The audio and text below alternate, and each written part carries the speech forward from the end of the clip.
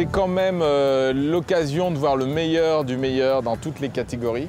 Donc c'est quand même une façon d'évaluer si son propre niveau est suffisant et de sentir un petit peu ce qui va émerger. Donc il ne faut pas reproduire ce que vous avez vu en vous disant « Ah oui, la tendance est à ça, maintenant il faut faire ça ».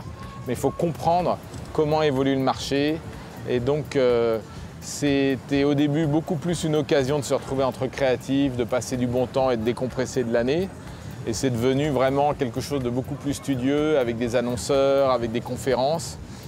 Donc il faut arriver à bien gérer son temps, parce que si vous faites 3 soirées et que le lendemain vous êtes fracassé, finalement vous êtes venu pour rien. Donc je dirais qu'il faut être un peu studieux en vous disant un jour je serai là.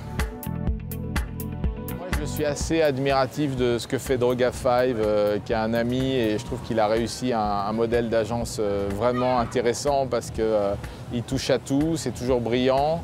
Il fait à la fois des campagnes grandes causes et des grandes marques, mais on est loin d'être à son niveau d'expérience ou de puissance, donc on va essayer de faire quelque chose qui nous ressemble.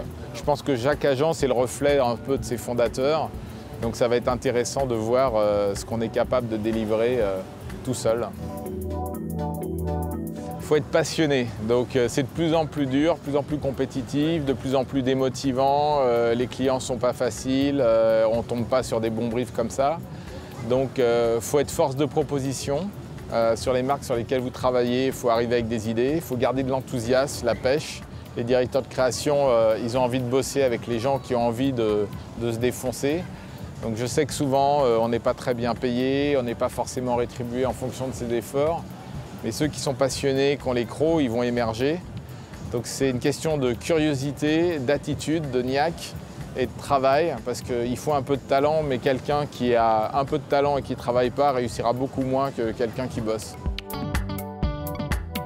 Pour rentrer, c'est très facile. Vous nous envoyez par Facebook, LinkedIn ou je ne sais pas quoi une proposition. Le problème, c'est qu'on va démarrer très petit, pas forcément avec beaucoup de clients. Donc c'est un peu un pari sur l'avenir. Donc là aussi, il y a des gens qui vont se dire « moi je suis motivé, je suis prêt à m'investir ».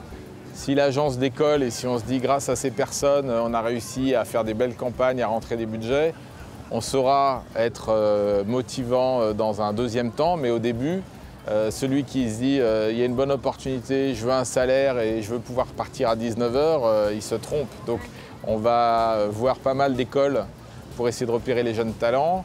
On va voir des jeunes créatifs et il faut qu'on mise nous sur les gens les plus motivés et faire un mix entre le talent et l'énergie et profiter de la jeunesse justement pour s'appuyer sur des gens qui sont prêts à pas trop compter leurs heures, même s'ils peuvent avoir le sentiment parfois d'être un peu exploités. Dans un dossier, je regarde la polyvalence, c'est-à-dire qu'aujourd'hui, si je vois que du print, que du film ou que du digital, je me dis la personne n'est pas forcément très agile intellectuellement pour bosser dans différents domaines. Et puis je regarde surtout les idées en termes stratégiques, c'est-à-dire est-ce que des créatifs sans planning sont capables de se faire une petite stratégie tout seuls, qui fait qu'ils apportent tout d'un coup de la valeur à la marque, au produit. Donc aujourd'hui, on est beaucoup plus exigeant que par le passé, mais les dossiers sont aussi beaucoup plus costauds. Vous maîtrisez mieux les outils de présentation. Et la motivation, la personnalité. Mais c'est vrai qu'aujourd'hui, dans les agences, on a envie de gens quasiment opérationnels tout de suite. Donc les dossiers de gens qui sortent d'école ressemblent à des dossiers de juniors confirmés d'il y a 10 ans.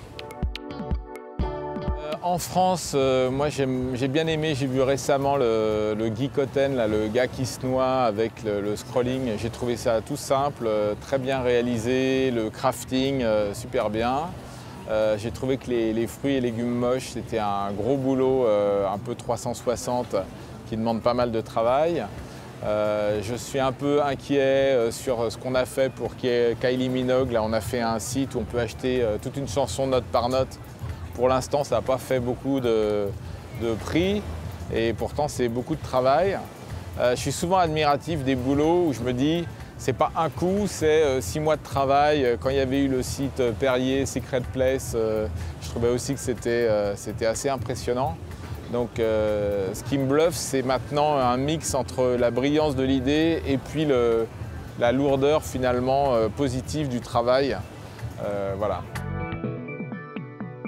Et ben en fait, je me suis dit il y a 3 mois, il va y avoir Cannes, on aura juste annoncé l'agence avant, qu'est-ce que je peux faire comme coup? Sauf que j'avais pas grand-chose à ma disposition, pas le temps pour faire une campagne.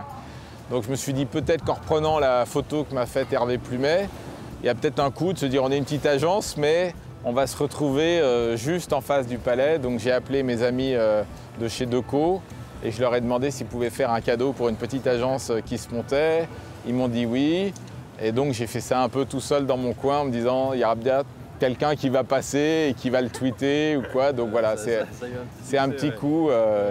Voilà, c'est pas une campagne, mais c'était plutôt un coup créatif pour donner le sentiment qu'on était petit mais qu'on pouvait être visible.